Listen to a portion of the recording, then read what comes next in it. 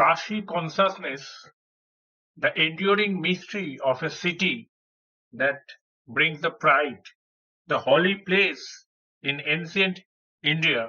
And let me first conclude that what Shiva told the Parvati about the Kashi, the Shiva's own city, beloved, such is my divine city. It is most mysterious among everything that is mysterious indeed.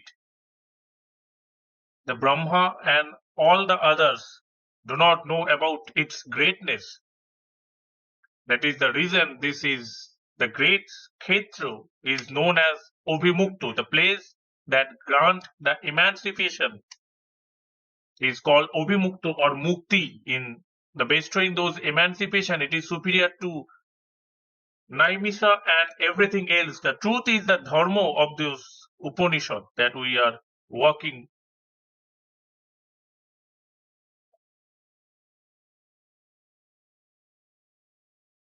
Moksha, what Upanishad talks about, the learn how this kshetra of Abhimuktu represent the essence of all the tithos and Upanishad. It's being may enjoy many kinds of desire and engage in many activities for a pleasure as long as life is given in this Abhimuktu process. It is said that there is a liberation. It is better for a man to commit 1000 sins and become a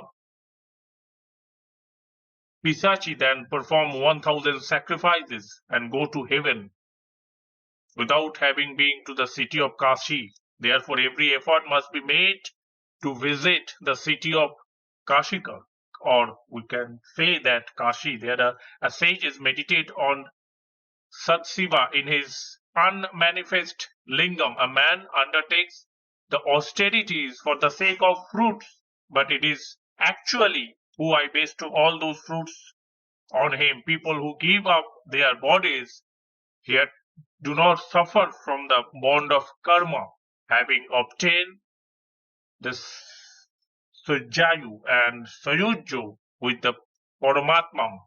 They subsequently obtain the desired destination. Brahma, along with Devas and Rishis, Vishnu, Surya, and the other great souls that one's worship to no one else can do. It's for me, and we can worship for the mukti, for the moksha that we are talks about, the dharma and the Upanishad. That's the true. And a man may be addicted to the material object or may not be interested in dharma. However, if the dies in the khetra, he does not have to enter the sansar again. That we need to say of those without the sense of ownership, patient, based on satta and devoid of insolence, and those who do not begin those anything without offering everything. After thousands of births, a person is born as a yogi. If he desires the supreme emancipation, he should wish to die here. There are the many lingams established by those devotees. All of them yield those objects to desire in this world.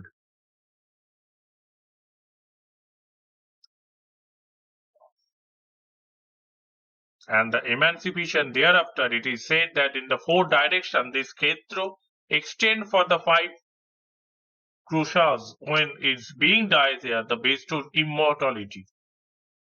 And if a person who are not committed to sin dies there, is obtain those emancipations instantly.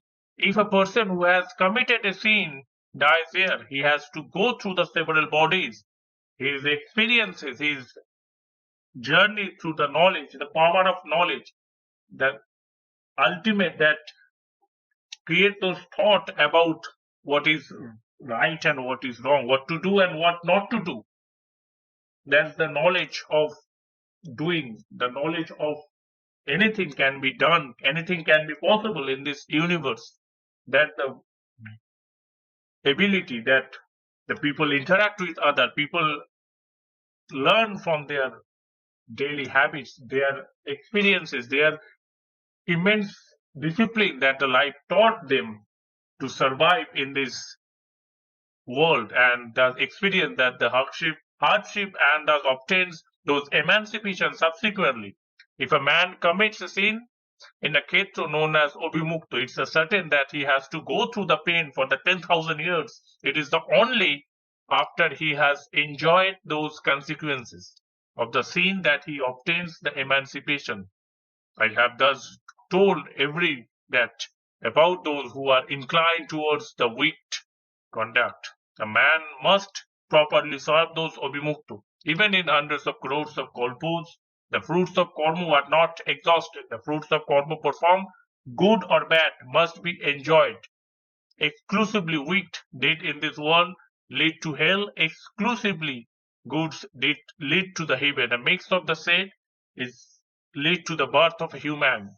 Maheshwari and the sections of Kormokando usually mean those rites and rituals.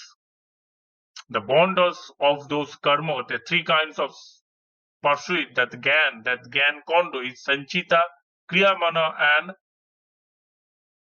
Prarabdha, respectively accumulated, ongoing, and mature. The Prarabdha is very important in this particular concept, and everything accumulated across the previous birth is said to be a Sanchita. What is this body is about to enjoy is spoken as a Prarabdha, and that's the good and bad deeds are being performed in this birth. They learn how this is Kriyamana.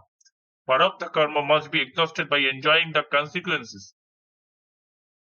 There is no other way. However, the other two kinds of karma can be destroyed to the worship and the other things, and the other is Kashi. All the kinds of karma cannot be destroyed.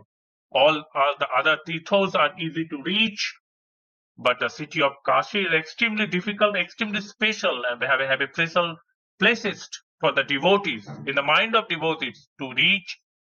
And it's a person lovingly saw Kashi in the former life, even he can reach the Kashi and die in the present birth, not otherwise. If a man reaches the Kashi and bathes in the side of Ganges, in the river of Ganges, the Sanchita and Kriyamna karma are destroyed. It is certain that Prarabdha karma cannot be destroyed without enjoyment. Once died and is reborn, that is the way it is exhausted.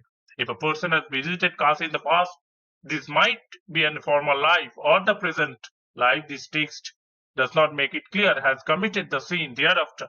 The seed is so strong that he has to take in the Kashi again and all the sins and then reduced to the ashes. Therefore, to destroy their roots, a man must certainly go to the Kashi. If the residence is arranged for even a single Brahmana in the Kashi, that is like the benefactor himself, dwelling in the Kashi, and thereafter he obtains the emancipations. All is being recounted by the Sutta to the sages in the.